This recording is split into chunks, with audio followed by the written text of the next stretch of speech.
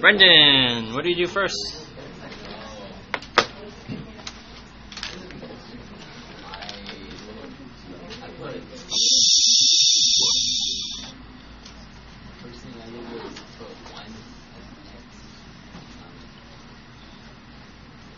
Oh, make it equal to 0, yeah. Remember, we're determining the zeros or roots of each function. We're basically solving for x. But that was a given. And you said set equal to 0? Yeah. How do you do that? Add 6 to... What's left? Negative 3x squared plus 8x plus 4 Equals. equals 0. So step number 1, set equal to 0. Camille, what do we do next?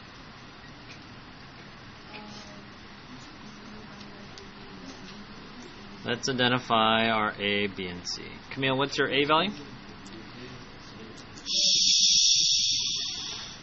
I'm recording.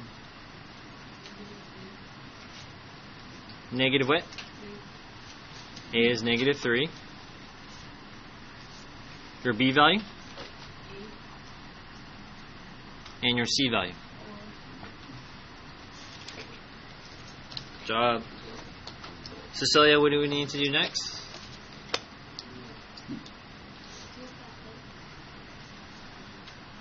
A big X?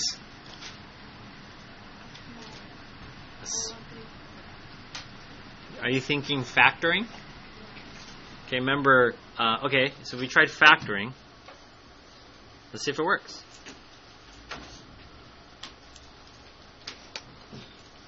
Now what, Cecilia?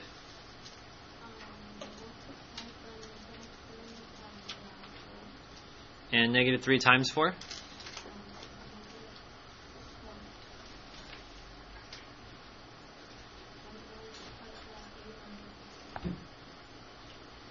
Okay.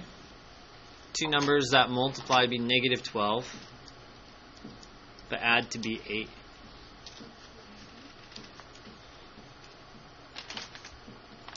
And what combination of positive and negative?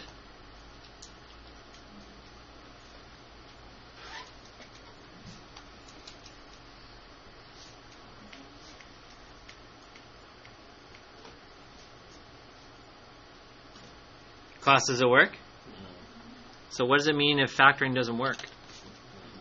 Now, if you leave your answer prime, okay, that's not correct. It's just basically saying you can't solve this problem by factoring. Okay, it's like you don't have a grill, so you can't grill it. But you can still cook the potato in a different way. So class, you're going to use what? Quadratic. You're going to use the quadratic formula. Basil, tell us the quadratic formula. That is negative b, or x equals negative b, the plus and the minus, square root b squared minus 4ac, divided by 2a. Thank you. Then after we do that, we're just going to do a substitution. Nicole, go ahead and substitute in.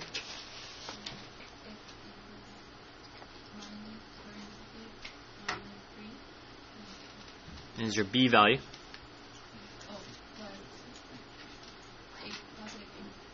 Good.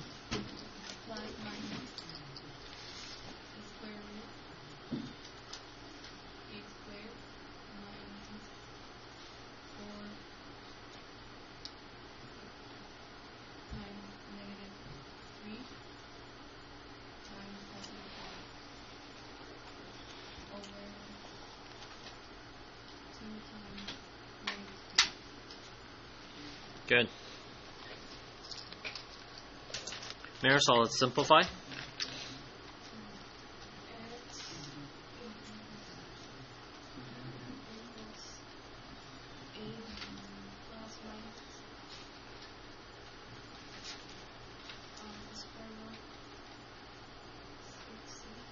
Good.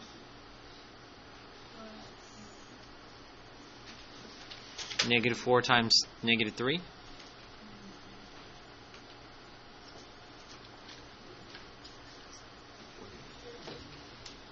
Negative 4 times negative 3?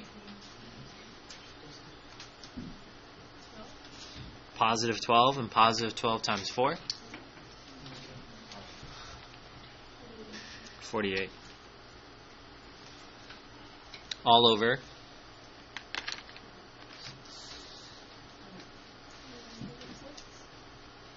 negative 6.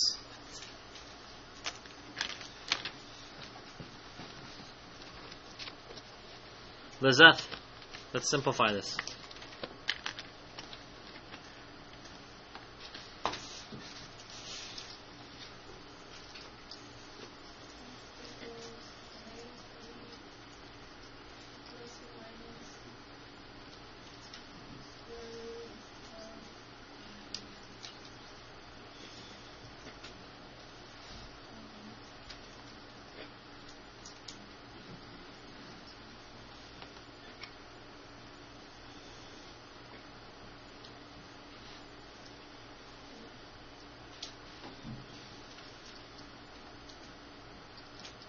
Feel free to use your calculator.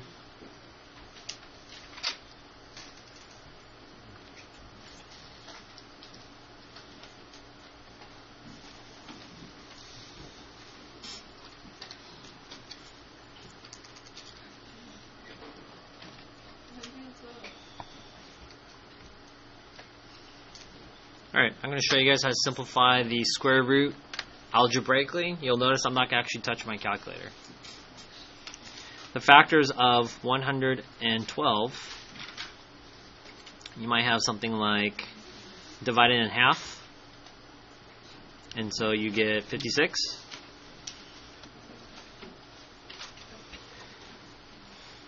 And then you have that 2, and 56 could be 2 times what? 28. So essentially these 2's are 2 times 2. 28 can be 4 times 7. So really the best answer would have been 4 times 4 is 16. Class, what's the square root of 16? 2 identical numbers that multiply to be 16. 4 goes on the outside, so you have 4 radical 7. So I have x equals negative 8 plus or minus 4 radical 7 all over negative 6. I'm going to factor out a greatest common factor. I'm going to factor out a 2. Class 2 times something equals negative 8. 2 times something equals 4 radical 7. 2 radical 7 all over 2 times negative 3. My 2's will cancel there.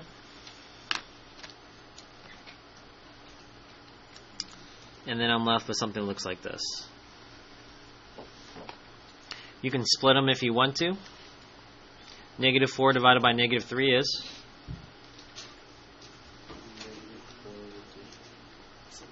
Positive 4/3?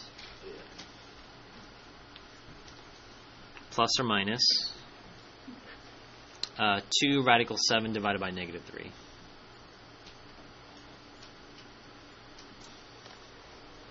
So this would be our exact answer.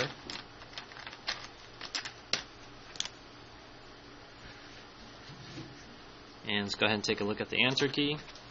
What question was that? Number 12, right? They left theirs as a whole. So again, you can see it as 4/3 plus 2/3 radical 7.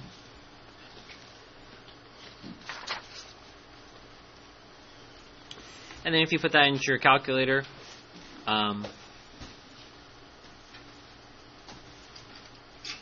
let's put on our calculators.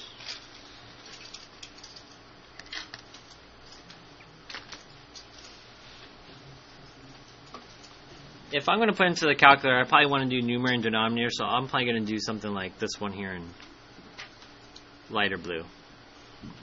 So my 2 answers would be x equals negative 4 plus 2 radical 7 divided by negative 3. And then x equals negative 4 minus 2 radical 7 over negative 3. So if I put that into my calculator, parentheses. So yesterday a student kind of missed the problem because of these extra sets of parentheses. Your calculator might have parentheses inside the radical, so you're going to have 2 sets. So negative 4 plus 2 radical 7. To get outside of the radical sign, just press the right key. And then I'm going to divide that by negative 3.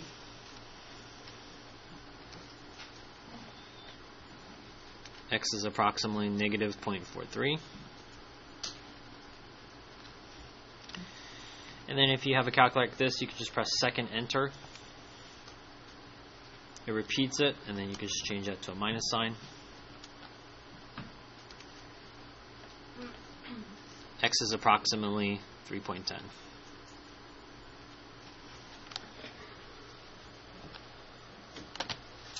So to review on this problem, make sure it's set equal to 0. Identify your A, B, and C. Always, always, always write down the formula itself, then do your substitution. Simplify step by step. Something that's probably trickier and new to you is this step right here, is just taking out the greatest common factor to clean up your answer.